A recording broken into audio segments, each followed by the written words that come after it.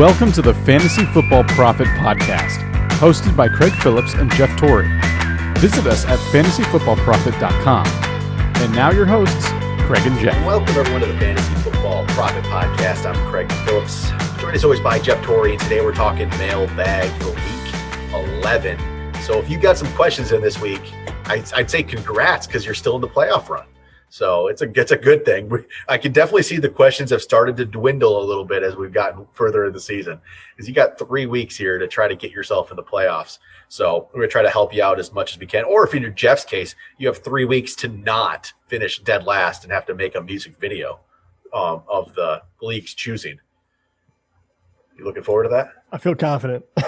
You play me this week. So if you beat me this week, man, that's rough. I can't do this. It's going to come down. I've one big matchup against another bad team later on this season. So I am trying to avoid the drop off from league winner to dead last. I just can't have that happen. This would be your second dead last finish for a punishment. Yeah. And yeah, it would. I actually did this one other time. That sucked.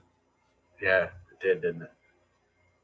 Yeah. It's not what I like. Definitely not what I like to see, but hey, man.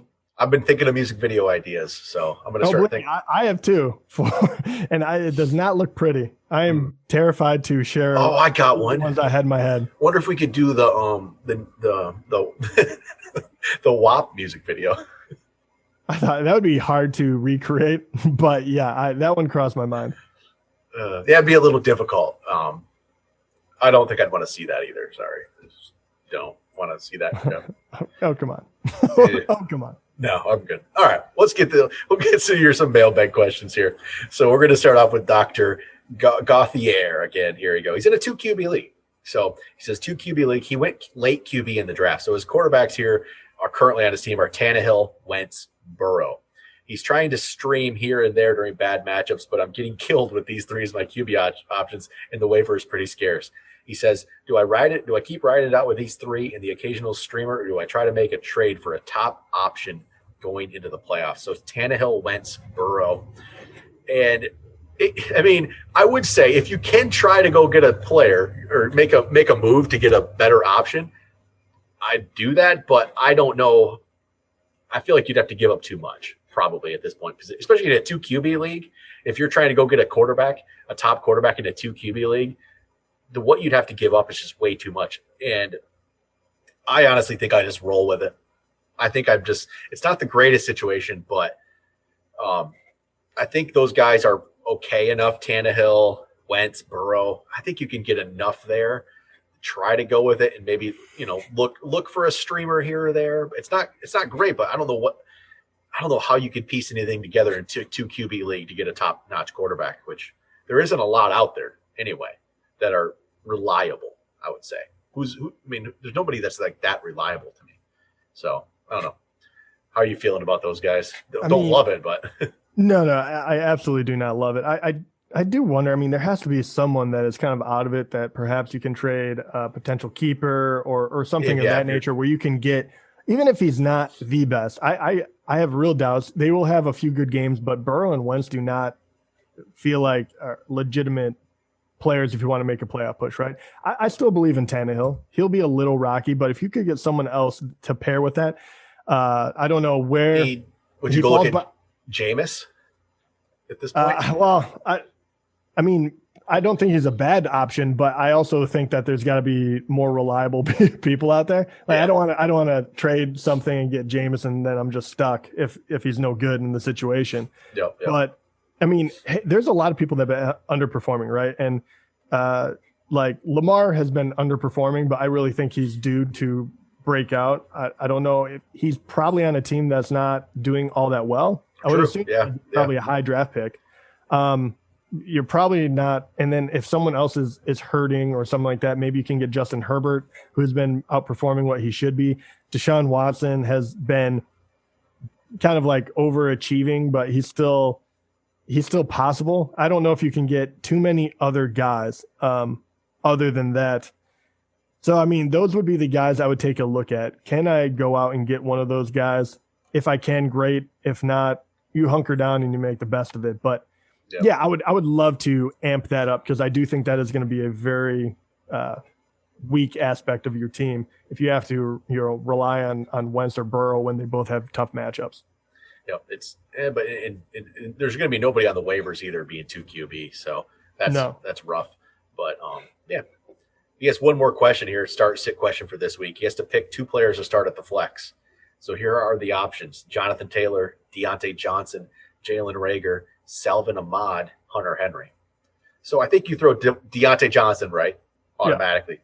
I think I'm still going with Jonathan Taylor. I don't feel confident. I mean, I guess the decision would be Jonathan Taylor, or do you go with Salvin Ahmad, which is you never would have thought you'd be trying to make that choice. But maybe Salvin Ahmad is the better pick. Maybe we just got to name. Week? Yeah, just forget about the name. Forget about the name of Jonathan Taylor because he's been bad. He plays Green Bay. Green Bay is actually a good matchup, though. Did Dalvin Cook just run through Green Bay a week or two ago, too? Green Bay is not a great defense for this. I think Jonathan Taylor is probably the better pick because of the matchup and the potential, but it's close. I never would have thought that. Who are we going to pick, Jonathan Taylor or Salvin Ahmad, a guy who we didn't even know existed until very recently?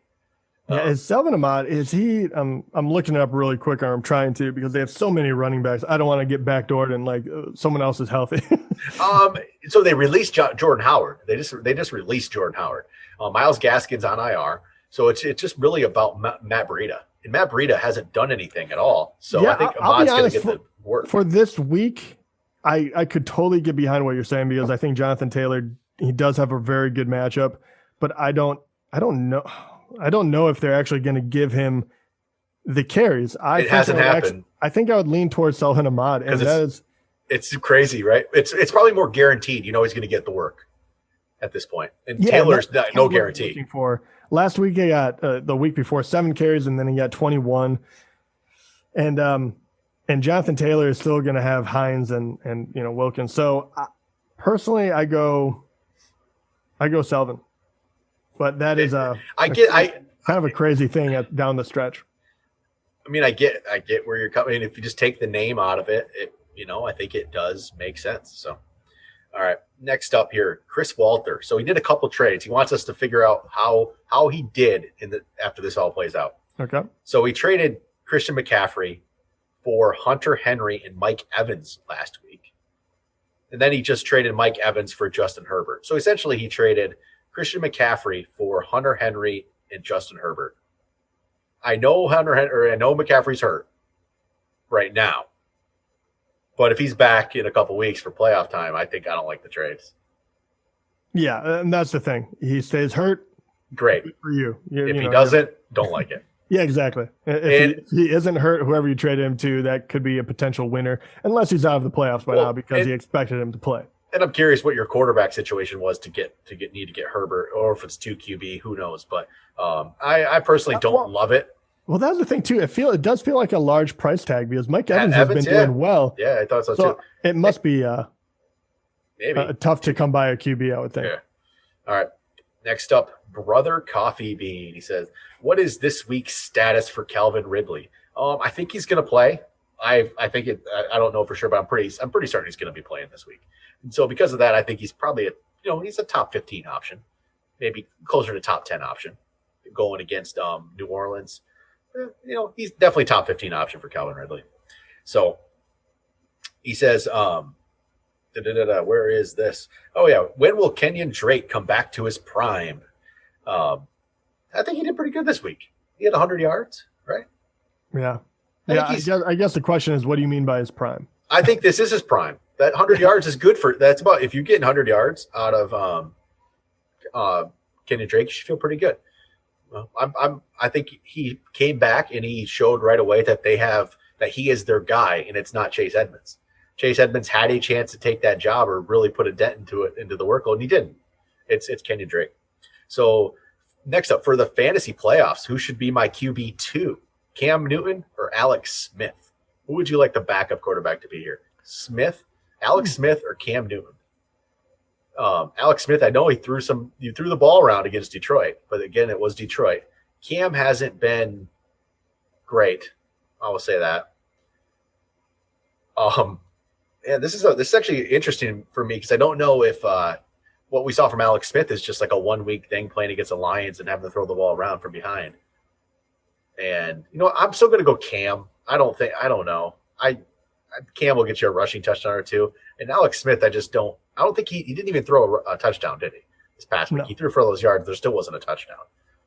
I think that this is closer than we think. And the question was down the stretch, right? It wasn't just next week, or was it just next week? I don't know. Okay. So if it's next weekend, then I go Cam. I like the. I think that's just in general. Yeah, it's just in general. It's just in general, right? So yeah. I think next week I want to see Alex Smith actually throw some touchdowns. I think he can. I think he's going in the right direction. I do think that Alex Smith might be the guy you end up starting more often than not. He does play against Pittsburgh week 13. Obviously, you're not going to want to do it there. But other than that, he has a pretty cushy, secondaries to throw against. He has Cincinnati and Dallas. Pitt, which obviously I talked about, then San Fran, who has been a shell of themselves, and then Seattle, who's been, giving up points like left and right. I really like that schedule. And Newton, even though he does have that running ability, so I think he has that floor for the most part. We've seen him kind of completely derail. Yep. But I think we're seeing what New England has to do to win, and that is playing conservative football. I think that Alex Smith will have more opportunity. So next week I go Cam, but I do think, depending on what happens with that, Alex Smith, he has a path to become your QB number 2. He also asked, what should I expect as a Jared Cook owner now with Drew Brees out? Same old from Jared Cook. He might get a touchdown. He might not. It's tight ends are all the same. Yeah, I was going to say, doesn't matter who else. No, it doesn't. Else do you have, unless you have like a top end guy. It just doesn't matter. Then he also just comment here. He just traded. He traded Drew Brees for Lamar Jackson and Alex Smith. So solid. Good job there. I like that. I love that. That's awesome. Good trade. All right. Wes asked. He says, I'm trying to shop James Robinson. What are some guys I should target? I need a tight end and want to upgrade at running back. Honestly, at this point, I don't know how much you can upgrade at running back with James Robinson, because again, like you said, he's not special, but he gets it done. And the problem is you're not going to really upgrade because the names, you're not going to get a name for James Robinson. You know what I mean? Like you're not going to get, like, it's just the way it's going to work. You're not going to get one of the names for James Robinson, and he might be outplaying some of them. I don't know. I mean, at this point, James Robinson just keeps getting it done. So who do you want more than James Robinson? Obviously, you want Dalvin Cook. You're not getting him. You want Derrick Henry. You're not getting him. You want Alvin Kamara. You're not getting him. Aaron Jones. I still want Aaron Jones. You're not getting him, though, because it's just the name value. You're not getting Nick Chubb. You're not – I mean, I highly doubt you're going to get Josh Jacobs, even though James Robinson has been better than Josh Jacobs for a lot of the recent – Jacobs was better this past week, but Robinson's been more consistent than Josh Jacobs. The only way, and 100% you're absolutely correct. The only way, and once again, this all depends on the league you're in, but the only way you're going to ever get one of those guys is because James Robinson could be a keeper in that type of league. That would be the only way you could get a Chubb or one of these guys. They're out of it. They want the keeper. You trade to get one of those guys. Other than that, you're right. There's no way you're going to get one of those top guys and upgrade, because look, James Robinson has been the 4th best running back this year because he's been consistent and he gets the workload. The only other people that you might be looking at, I think you downgrade every time. Yeah, I think so. Much more. I mean, I think you even to play. I think you downgrade even right now with getting like a Zeke, the way Zeke's without doubt. I was going to say, he's the only name you could do, and I wouldn't do it. I know there's no confidence in that at all. So I don't think I think you hold on to James Robinson. Honestly, I'd be 100% honest. I just don't think there's a trade there for you. I don't. The only other people, like you said, I don't think you're going to get an Aaron Jones, Josh Jacobs, anything like that. Maybe you could get a Todd Gurley because he's been good, but he's been very touchdown dependent, right? He's been getting a ton. If you want to try to make a deal and get like a running back and the tight end like you want, I mean, this is where you almost have to risk it. You have to risk that somebody, like, this is how you do it, is a player like you it's not an upgrade because you're just taking a risk that hoping it's an upgrade. It's somebody like a DeAndre Swift. Is he for real? And then you trade Robinson to get Swift and a top-notch tight end if that team has him.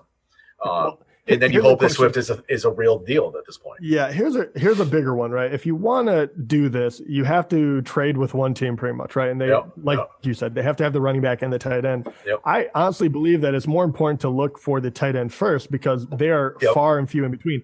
Look for that. What would be considered an upgrade on here? So if you want to get Kelsey. Yeah, if you want to get you need a tight end. So I mean he just needs a tight end. The problem is I don't know what there is out there that you just don't go, screw it, I'll go to the waivers. You know what I mean? It's Kelsey. It's Kelsey. That's it. He's number one with a bullet. And then you have, like a Waller, Andrews are doing it every Hawkinson, week. Andrews. We went through all these guys that we talked about how there's no consistency. Whoever catches the touchdowns and get up there. And to be honest, like right now, the people I'm looking at that are on their way up that are touchdown dependent are people that failed early on and people probably got rid of. But like Gronk is really coming along now, and he's had 4 touchdowns in the last 5 games. But in there, he did have one game where he only caught 1 ball for 2 yards. I mean, he's not bulletproof by any means. And the sad part is he's probably going to be the one that skyrockets up the list, even though he had 5 non-bankable games. There's no one else. So I feel you, but I don't think you can get the value. I just don't think it's there. Unless there is a Kelsey guy that is out of it for some reason, he wants James Robinson, then I take Kelsey and then whatever running back I can get. Yep. I think it's very dangerous though. All right, next question's from Elvis Cardona. He says he's trying to figure out who to start next week, Adam Thielen or Justin Jefferson against Dallas. And I'm always going to lean towards Thielen. Justin Jefferson I think is a great option too, but I'm going to lean Thielen every time if that's the choice. Jefferson looked great again this past week, but so did Thielen. Thielen's getting touchdowns, so I just think you still go with it. And then another question here from Bretty Spaghetti. Here we go. Who are you going to start? Leonard Fournette, Christian Kirk, Kalen Ballage. Oh my God, I can't believe I said this, but I know I'm doing it too. It's Kalen Ballage, isn't it? Yeah, it is. It is. I'm 100% with you on there. Mind blowing. I never thought I would say that. Yep. And then he said in another league, Kalen Ballage or Mark Ingram. It's Kalen Ballage. It is, yeah. That's insane that we are to this point where we're saying let's start Kalen Ballage and maybe we'll start Salvin Ahmad this week. Like what happened? And then final question I got. This is from Paul. He's asking what offenses are best to play a defense against in fantasy. Jets, go play against the Jets. That's a great one. Actually, it's been great to play against is Dallas lately. Dallas has just not gotten anything done. I was like, what do you mean lately? Yeah, right. Entire year. Except for the Dak Prescott days back in the day. But I'd say the Jets for sure. You find whoever's playing the Jets. Like this week, it's the Chargers, right? So you're going to want the Chargers going against the Jets. That's a really good one to have there. And then Dallas. So who is Dallas? What did they say Dallas is playing? I know I had it a little bit ago. But Dallas is playing Minnesota. Minnesota's not a great defense necessarily, but I think they're solid against Dallas. But there we go. I think that's going to do it for the mailbag for this week. Kalen Ballage, Salvin Ahmad. That's what your season rests on. Oh, actually, no. We have 2 more. Really we got some YouTube questions? 2 more, yeah. So some that we didn't get to last time. This one is from Noah R. He is asking, should I trade Kenyon Drake and Joe Mixon, his running back, Kenyon Drake for Joe Mixon. My running backs are Derrick Henry, Darrell Henderson, CEH, Drake, and Chase Edmonds. So last week I was talking about trading for Joe Mixon, but at this point, I don't know when the guy's going to be healthy. I agree with you, but I actually still think I do it because I'm okay going with Derrick Henry and CEH, and then take the chance. Edwards-Helaire, yeah, and then Darrell Henderson is been kind of okay. And once again, and Drake and Edmonds together, I think they cancel each other out a lot of times. I don't think having Drake is a season winner. I think Joe Mixon could be different in the playoffs. Yeah, I'm good with that. I agree with you. Yep, I'll go. And then the last one is a little less fantasy, but at the same time, it is fantasy football girl advice. But talking about Kyler Murray, how he looks very, very good. They're wondering, is he the QB to fear in the NFC now, which has some heavy hitters? But, think about that because Russell Wilson, He had that bad game. He's Aaron in there. Rodgers. Aaron Rodgers. And then, Prescott obviously is hurt. Yep. But those two, plus Kyler, who do you fear the most when you have to play him? I know Russell Wilson has had a couple of rough weeks in I'd still Rodgers and Russell are still ahead of him for me. Kyler needs to get in the playoffs and see if he can play that way. It's been good, but there's still some to it that I'm like he needs to be a little better at yet. For fantasy, it's been awesome, and I'm still Russell Wilson. I don't know what happened to Russell Wilson last week or the week before, the last 2 weeks. Yeah. I still trust Russell Wilson better. And Aaron Rodgers, especially when you get to the playoffs, and I feel like Aaron Rodgers, he wants to get himself one more ring. He can't end this with one. So that's a very interesting one though. So I agree with you in real life. Actually, in fantasy, which one when they're playing against you, which one are you the most afraid of fantasy wise?